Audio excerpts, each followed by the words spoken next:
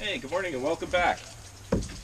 Wanted to do a quick video today because I had a great opportunity. I wanted to show you what happens once we get a bit of a melt here in Ontario and why it's so important to shave the snow right down to the driveway. We've talked in the last few videos and seen me trying to learn how to use the snow blade as well as the snowblower. And I talked a few times about why it's important that I scrape the driveway down as much as possible to the dirt.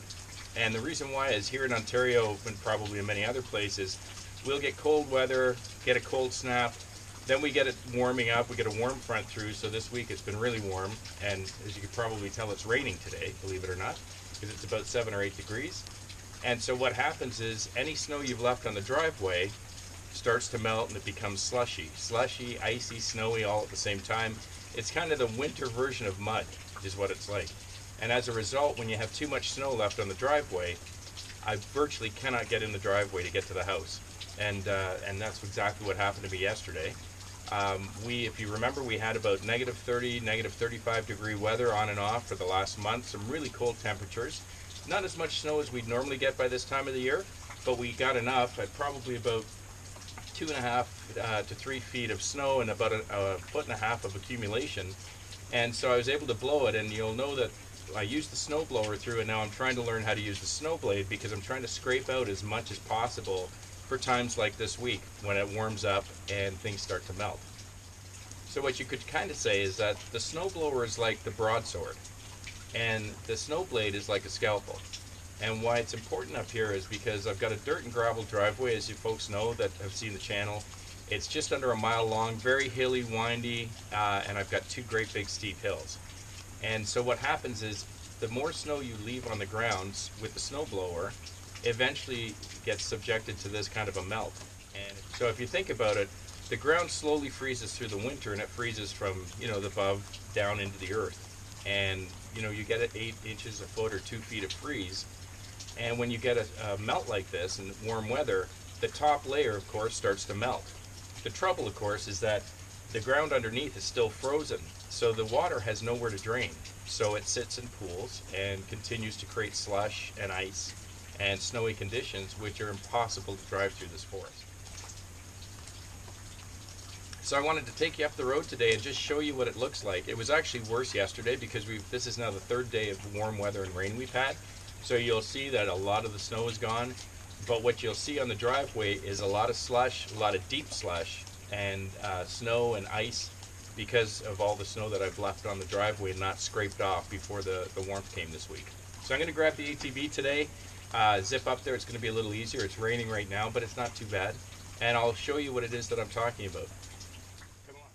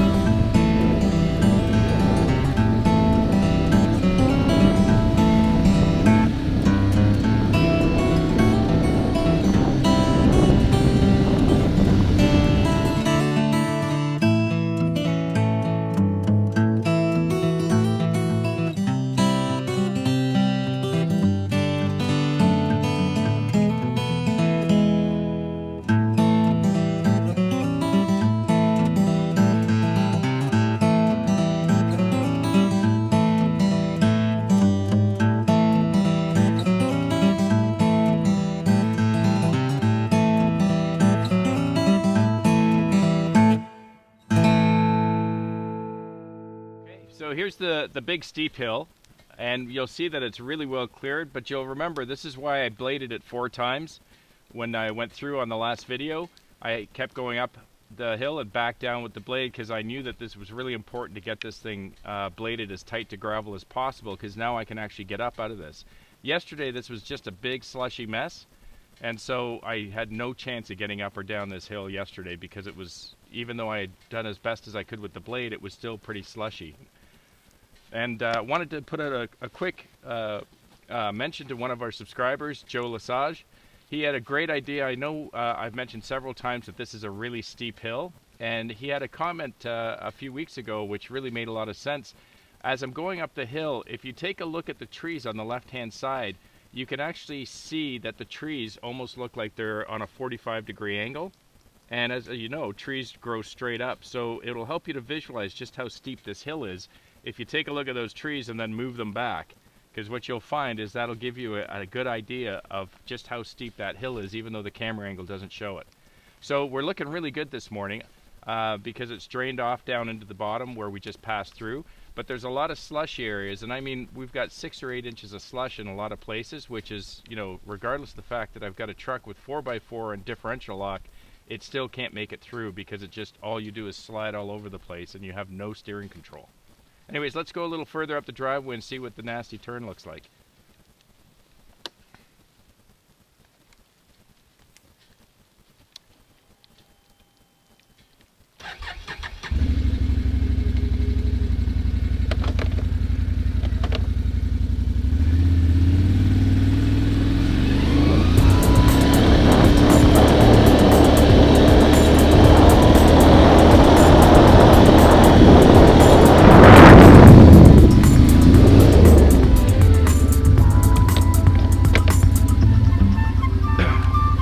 Just to give you an idea, this is probably nowhere near as bad as it was yesterday.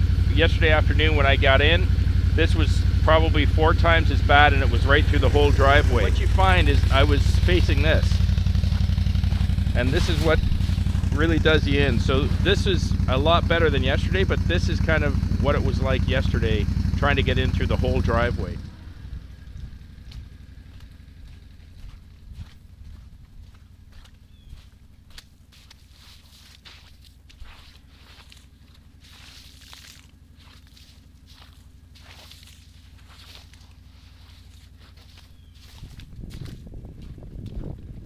See, with the really warm weather, a lot of the driveway now is cleared up, which is great, but for the last 3 days there was no chance of getting into this driveway with a truck, just no chance of driving in. And this is why it's so important to get the ground scraped as much as possible so that you end up with some of the areas we just went through. But basically this was the whole driveway, and it literally sucks your tires in like mud. It's really difficult, and I was pretty sure I'd be getting stuck. Let's go take a look a little further.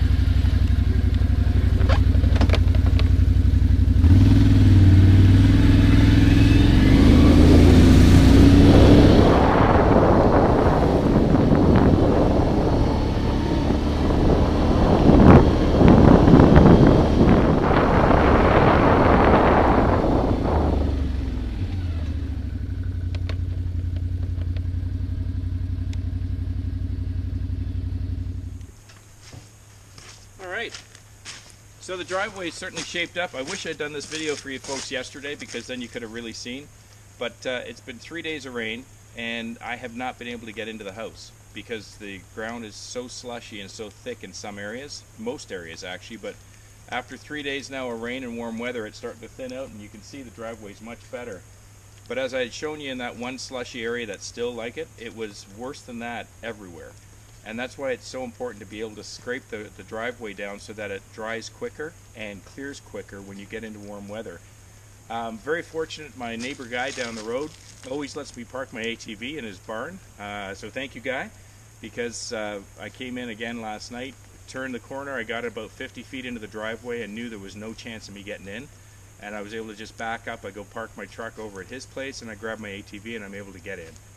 Anyways, I wish it had been, I'd done this yesterday for you. Sorry, it's a lot clearer now, but hopefully you got the idea of why it's so important to blade it down to gravel as much as possible. And the snowblower is not going to get that for you. You're going to get down, but you're still always going to have a few inches of snow as a base. And hey, so long as it stays cold and that snow stays hard, it's great. You can get in and out no problem, and you can have a few inches. But you really need to blade, especially when you see warm weather is going to be coming around the corner. You've got to scrape it down as much as possible. Anyways, I hope it was helpful for you folks, and at least maybe it's giving you an idea of why it's so important that I've got the blade as well as the blower, and giving you an idea of how they work together.